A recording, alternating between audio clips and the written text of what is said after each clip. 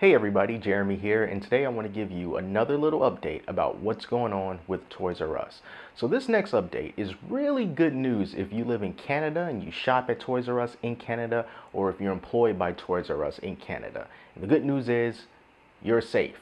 The Canadian wing of Toys R Us has been saved, swooped in and purchased by a company called Fairfax Financial Holdings. Now, Fairfax put in a bid of about $300 million to purchase the Canadian Toys R Us stores.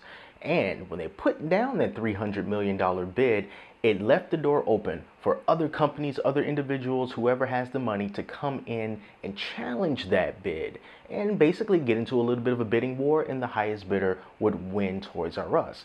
But fortunately for Fairfax, no one else put in the bid, so they were the sole bidder, and thus $300 million is what they agreed to pay, and a judge in Virginia has approved it. So they're now the new owners of Toys R Us in Canada. So what does all this mean? Is it going to be business as usual for Toys R Us in Canada?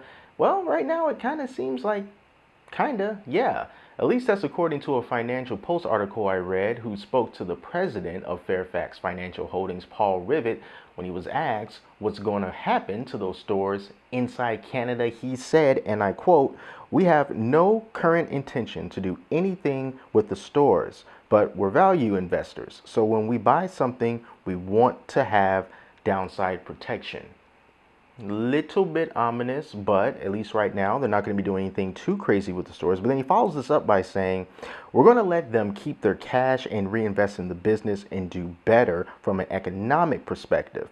Change the store format so it's more inviting for families and kids, and move away from the big box that hasn't changed over the last 20 years or so." And that's a pretty interesting statement that he made, because that's also something that MGA Entertainment President Isaac Larian also said when he was trying to bid for Toys R Us stores in Canada. When he put down a bid, but it was deemed to be too low, so he didn't get it.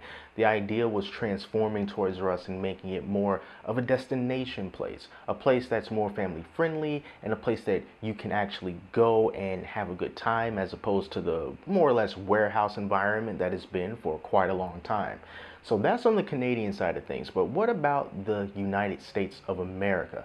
Well, Isaac Larian probably isn't done trying to purchase about 270 some odd stores in the country. There's no news about the next thing that he's going to try to do, or the next bid that he is going to try to make.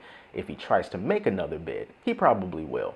But Fairfax has also got their eye, at least they're somewhat interested in approaching the US market in a limited capacity.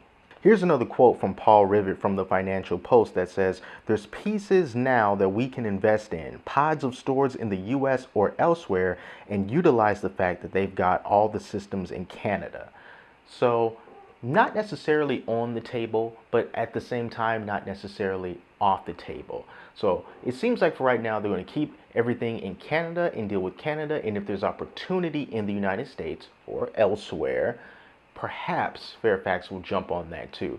So that doesn't really do much to ease the minds of the tens of thousands of people who could be affected if Toys R Us in general in the United States just completely collapses and no one wants it. But there's just a tiny little bit of light on that horizon, and maybe it'll grow brighter, or maybe it'll just go dim. I don't know. We'll have to see. So that is it. That's the latest news from Toys R Us. Canada safe, United States not safe yet. But I'll keep my eye on this, and whatever comes of it, you are definitely going to know, whether from me or somewhere else. So thank you guys so much for watching, and until next time, I'm Jeremy, and I'll talk to you later.